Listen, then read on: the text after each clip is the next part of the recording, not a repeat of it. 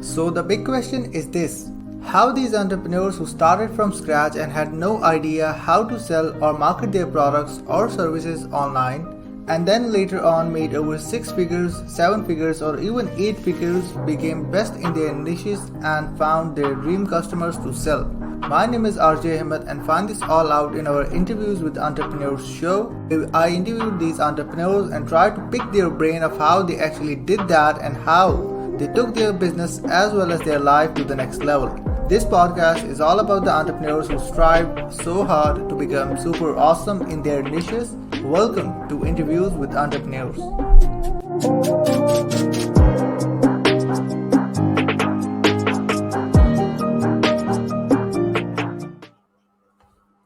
Welcome to Interviews with Entrepreneurs show where we interview entrepreneurs who are super awesome in their niches, and RJ here back with another awesome guest. And today we have an amazing guest out there. This man needs absolutely no introduction, but we absolutely gonna do it somehow.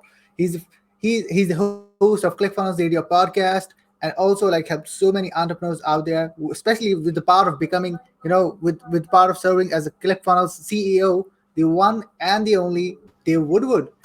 Hey, so good to be here, RJ. Hey, Dave. Thank you so much, Dave, for being on the show. It is truly great to have you on our show. My pleasure. Awesome. And yeah, guys, like the people who are jumping on live, you can simply use hashtag live. The people who are jumping on replay, you can use hashtag replay out there. And again, thank you so much, Dave, for hopping on the show. And like, tell us a little bit of a backstory, like how you absolutely got started into the internet marketing space, like how all that thing happened. Yeah, so my internet marketing story, I actually had a marketing agency, but we were more direct response marketing.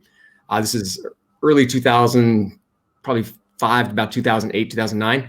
And I had a lot of my clients who were primarily mortgage brokers, insurance and agents, real estate agents, people who were trying to figure out how do they actually go online? How do they generate leads online? And at that time, is when I first heard about Russell Brunson. I actually attended a live event where he and Stu McLaren were talking at the time more about affiliate marketing.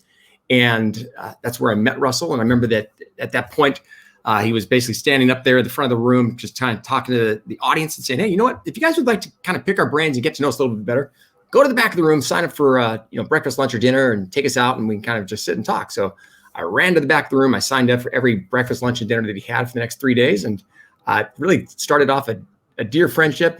Russell's literally one of my very best friends in the world. And we became friends long before we became business partners.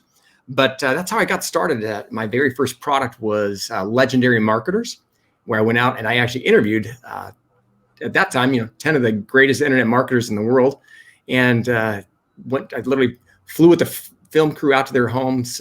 This was way before, digital media and things that were much easier. So we recorded the things on cameras and shot the video, shot the footage, and then used that to sell. And that's really how I became friends with Russell. Yeah, and that's absolutely exciting out there, the way that you got started and how you got interacted with Russell as well. And I was supposed to talk about the exact same thing that you already talked about, your Legendary Marketer product. So like a few days back, I was watching some sort of a testimonial sort of a video where Russell Brunson was doing sort of an interview out there with you, and it was like probably like 12 years back, and it was pretty crazy. And I was like, damn, time flies, absolutely. So like from the time of Clickfunnels started, like you've got into Clickfunnels, after a few months, like almost the exact same time when Clickfunnels came into this world out there, like, and as of now, you're the part of Clickfunnels, and you as being on there as a part of a CEO out there. And one of the things that is super important when you're going on into the business is in terms of scaling is systems. So what do you think is the difference between a system that are on the 7-figure business, an 8-figure business, and 9-figure business and beyond? Like, what do you think about it? The difference between the systems at those different levels? Yeah. So I think some of the very first systems I can tell you that we ended up putting in place, a lot of the systems were more along support basis, trying to make sure that we had the right support systems in place to take care of the leads. I can tell you anytime I look at growing and scaling a business from 7 to 8 and 9 figures, the real thing, your biggest systems actually are with your people. And there's nothing more important than finding the right people, the culture fit, and really trying to make sure from a leadership standpoint that you're able to really drive the vision in a way that helps everyone understand what's their piece that they own. What are they the captain of? What is the thing that they can then really feel like this is my part in the company and this is what I do the most with. And the systems then are related to those people and to their jobs and the things that actually work best. Okay. Yeah, absolutely. That absolutely makes sense because everything, like there need to be some sort of an ecosystem that is super important. And yeah, as you said, the part of the community plays a lot more role into that particular thing. Absolutely. So I saw there is a question out there, like how they get so pumped up before his Facebook lives, like how that happened. I actually am a pretty excited person just by nature. I love people and just the opportunity of talking to people. I know hopefully someone's going to be on the other side looking at that screen. And that for me is probably one of the easiest things. I just have always loved people. I love seeing, I remember what it was like when no one would take my call. I remember what it was like when I lost everything. I remember what it was like when it was my very first dollar online. And I resonate really well with people in those situations. And because of that, I'm excited. I think there's nothing more exciting for myself than seeing someone who's getting started and seeing it actually works, whether it's they get their first leads online, whether they sell their first product online, whether they get to their first 2 Comma Club funnel and just the excitement of that. And then obviously we go to our 2 Comma Club X funnels and now 2 Comma Club C funnels. And there's an excitement with every single level. And each level brings on just new challenges and new problems. And I've had the opportunity of being an entrepreneur long enough to have experienced a lot. I'm sure there's other challenges I'm going to see. But I think for me, just the opportunity I have of dealing with hundreds of thousands of different entrepreneurs right now, I've seen and had the opportunity of being around a lot of those trials and those challenges. And it's a lot of fun for me to see other people having that opportunity to go through it as well. Yeah, and one of the coolest part, that happened like in few weeks time, probably out there that McCall Jones did. She charisma hacked you, and it was like she was talking about how the Woodward comes up, like how start the conversation, do the live, and everything out there, which is super crazy. I can tell you that it was fun for me to see McCall. Again, if you're not familiar with McCall Jones, she has her charisma hacking, and a lot of the things that she. I think the part I learned so much from her, there's more of a science behind what she does and what she teaches that I didn't know I did it that way. And so it's kind of fun for me to learn and experience that. For me, I think, honestly, I just get so excited talking to people and trying to help them achieve their goals. And I think because of that, there's a natural excitement. Anytime you're working with people who have a dream, who have a passion, who have a purpose, and they're trying to get to that next level. So for me, the excitement comes pretty naturally. Yeah, and one of the best part is I just saw that McCall have joined the live as well, and she was like, "Yo, that's me, which is absolutely amazing. Like we had an awesome time with McCall in our show as well. We interviewed her on the term of charisma hacking, which is like absolutely insane, new concept out there in terms of marketplace and everything out there. Mostly people didn't know about that. Huge shout out to McCall. Again, I learned a ton from her. I think anybody who's trying to figure out how do they work with a Dream 100 strategy, she literally has crafted a whole new idea, a whole new way of doing it. If you're not following McCall, I highly recommend go check her out. Charisma Hackers, probably one of the best things I've seen recently for being able to springboard to the next level as well. Yeah, 100%. And I saw the podcast that you talked about on Dream 100, and you talked about McCall Jones, and you talked about how she created her own framework in order to Dream 100 people out there. And when we talk about Dream 100, it's the foundation of Clickfunnels. Absolutely. What do you think is the mistakes that people make, because there are do's and the don'ts of doing Dream 100? Yeah, I can tell you so I'll use McCall since she was that's the name you mentioned. I think one of the things, the biggest don'ts, I see so many people do it, and that is I get packages all the time in my office, and it's literally the package comes and with it comes the ask.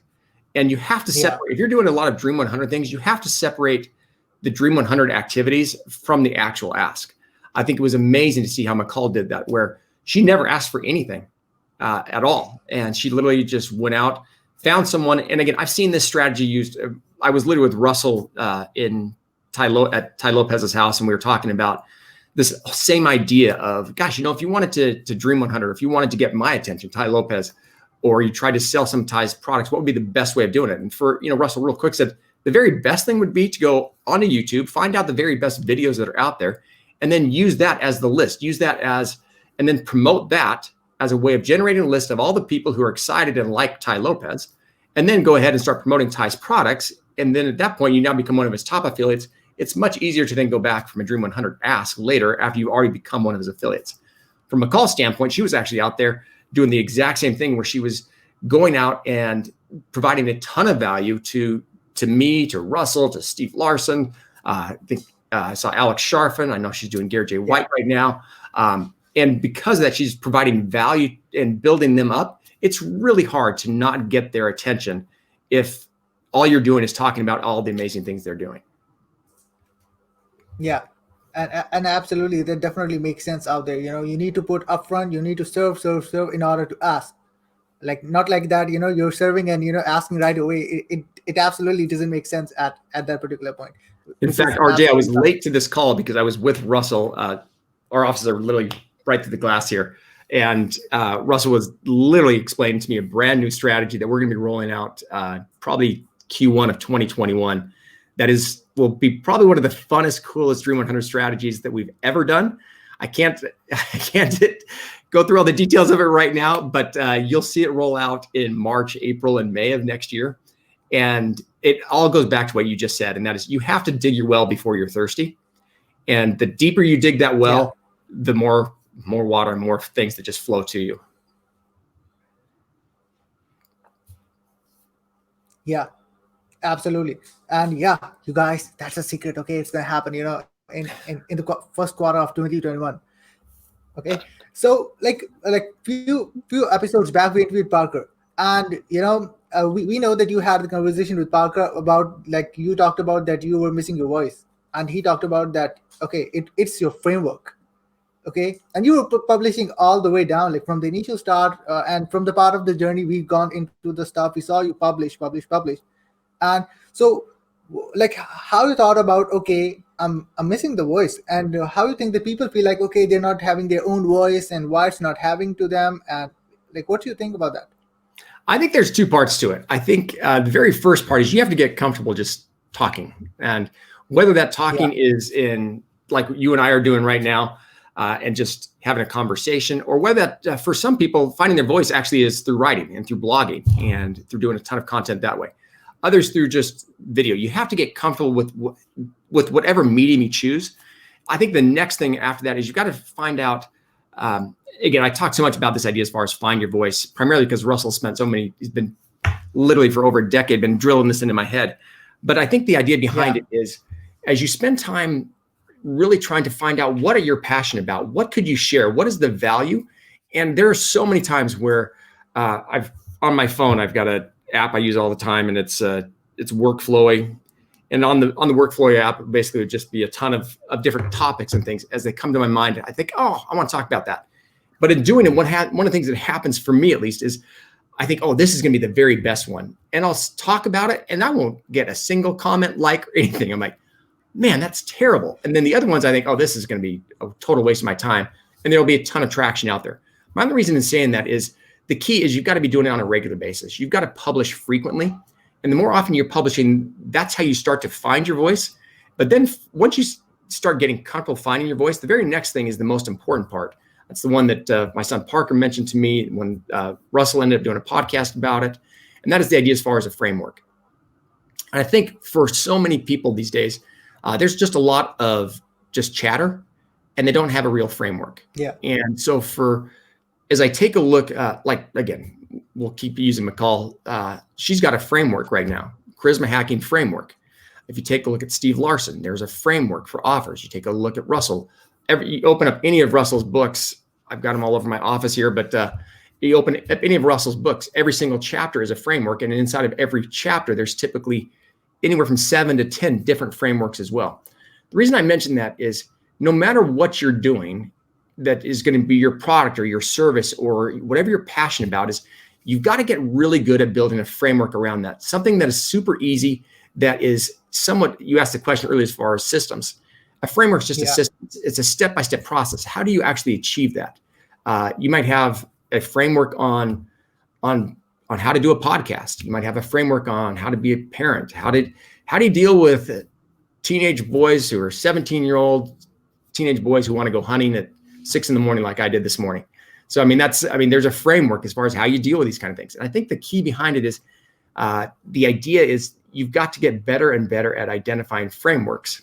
And so you first of all you get used to speaking and get used to sharing things, but then you start really identifying what are the frameworks that you can literally talk for hours on or talk for 5 minutes on. Yeah. And that's one of the coolest part out there, because I truly remember when I started publishing, I was like, damn, like I had fear, like I didn't have good things out there, good equipments out there, or I might not look pretty. I still don't, but I'm still on the camera out there. It doesn't make any sense. No one cares about that type of stuff out there, and eventually you start to get better. So have you found your framework out there? Curious question. You know what? It's interesting. It's a great question, RJ. The quick answer is no. I have a lot of other people's frameworks that I use and speak about. And part of that just is as being heavily involved in ClickFunnels. There's so many of our ClickFunnels frameworks that I speak about frequently. I've had the opportunity of being heavily involved in all of Russell's books. And so within his books, there's the frameworks I talk about. I think one of the things I've been studying quite extensively recently, and that's a lot of leadership. And I think some of the frameworks that I will start really trying to develop more will be more along the lines of leadership. Yeah.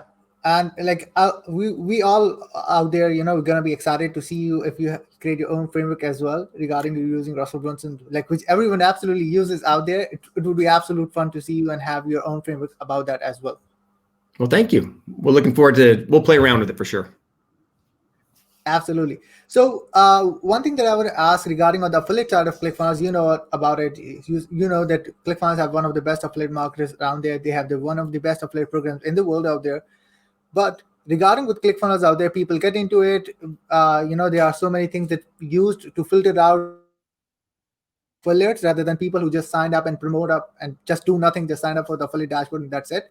Like, what do you think is the number one mistake that people make when they're promoting ClickFunnels as an affiliate out there? Like, what differentiates between the people who are like super successful with promoting ClickFunnels and people who are like just come in and go?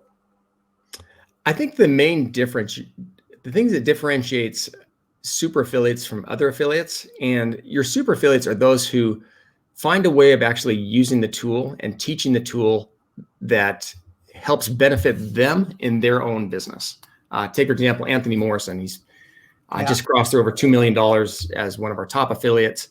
And he actually uses ClickFunnels as a tool in his business and teaches other people how to use it. I take a look at Spencer Meekum, another top affiliate. He does the same type of a thing. Spencer's a great SEO guy. I mean, the guy's probably one of the very best when it comes to SEO. But now he's teaching other people how to use it. I take a look at a lot of our other affiliates where Alex Hermosi is one of our affiliates. He doesn't teach ClickFunnels, but what he does is when he's selling his products, ClickFunnels is on the back end of his product. I take a look at a lot of our top affiliates. I think the key is you've got to provide more value to people than just an offer. If all you're saying is, oh, hey, go buy this product, they can buy the product from anyone. And I think the key is you got to develop a relationship with your buyers to be able to really justify why they should buy ClickFunnels through you. And the better you are at establishing value to your buyers in your business, or even if you're going to be, Spencer Meekum, he's an affiliate marketer. He's one of the best out there. And in doing that, one of the things he's done is he's provided so much value to people that it just becomes a natural thing for people to follow. Yeah. So it is something like people need to create an ecosystem out there so that they can sell ClickFunnels as a backend, as a must-have tool in order to drive their business out there. Yeah, when I first started, I did the mistake of most affiliate marketers, and that is I just had a list and I just started blasting like crazy. Oh, buy this, buy this, buy this, buy this, and people get burned out on that real fast. You've got to be providing more value. Again, whether it's there's no magic number, but I typically see. You've got to be communicating with your people anywhere from 3 to 7 times before you send them an offer, and 3 to 7 times, and then send them an offer. Yeah, absolutely. That definitely makes sense out there. So I have last 2 questions because I know that we have limited on time out there and truly respect your time out there. One thing that I would to ask, like we already talked about framework, we already talked about voice, and we know that you have a podcast as well, which is Funnel Hack, Clickfunnels Radio. And how much you think Russell keeps talking about publishing? Absolutely, he talks about that thing. How much you think personally that a distribution channel or distribution platform is so important when you get into this particular space? I think the part, if I understand the question correctly, I think the main thing is trying to identify what platform fits your personality the best. For me, audio and video is a much easier thing to do than writing. I'm just not, I just write real slow. It's just not what fits for me. I have no problem popping up a camera and speaking through a video or an audio. And because of that, I'm able to do it consistently. And I think that's the key to publishing. You've got to find something that you know you can do on a regular basis. I publish 2 episodes every single week on the podcast. I typically do anywhere from 3 to 5 Facebook Lives a week, probably about the same as far as Instagram stories. And those are the 3 platforms that I spend most of my time on. So I'm publishing something absolutely every single day, at least 7 to 10 times per week. And I think the key is it's the consistency time and time again, where you get more and more comfortable in actually speaking or conveying your message or just being out there. And people want to they want to know what's going on. And I think the key is you got to be consistent to share that. Yeah, 100%. That absolutely makes sense. That consistency part is super important. And we also saw that you were doing like consistent Facebook Live as well on your Facebook profile as well, where you're talking about different type of aspects, different type of things out there, which is, absolutely amazing on that particular aspect. Well, I think for me, the idea on the Facebook side, again, it came back, it was a challenge. Could you do a Facebook Live every single day for 30 days? And doing that is really, I would set a goal for anybody. You got to do something for at least 30 days. So whatever it's going to do to publish something every single day for 30 days. If it's going to be a blog post, publish it every single day for 30 days. If it's going to be a podcast, just get the content out there. Don't worry what people think about it. Most people probably won't even see it or hear it, so it doesn't matter. Yeah, absolutely. And yeah, this is absolutely part when you start out and do all of these stuff. So last thing that I want to ask is what is next for Dave? On the personal side, what's next for you with ClickFunnels and your personal level, on your personal life as well? Like, what's next for you out there? From a personal family side, I'm super excited for the holidays. It's one of my favorite times of the year. I have the opportunity of having a new grandson. And so I'm really excited for the holidays personally. I think in addition to that, the main things from a growth standpoint I'm really looking at is I'm spending a lot of time trying to really dig deep in learning scaling businesses. We'll do 150 million in revenue this year. I'd love to take us to 500 in the next 3 years. And so I'm looking at what does it take to scale and grow a business to that level. Yeah, I mean, that's absolutely amazing, and absolutely you guys can make it happen. We are following the journey, and you guys absolutely can make it happen. And any last thing that you want to say before we round this session up? I think the main thing, anybody who's listening to this, is no matter what your dream, your passion, your goal is you've got to go after it. And I'm just a huge believer in massive action. So whatever it is, if it's going to be publishing, take massive action to publish. If it's the hardest part for most of us is we dabble in things. I would just dive all in. It's dive all in. The faster you dive all in, the faster you're going to learn what works and what doesn't. Yeah, 100%. You need to feel the uneasiness in order to make those changes out there. And again, Dave, thank you so much for being on the show. It was truly great to have you on the show out there. And we know that you're limited on time. So again, thank you so much. RJ, thanks. I appreciate the opportunity. Truly appreciate it. And yeah, guys, this is it for now. See you in the next week. Until then, peace out.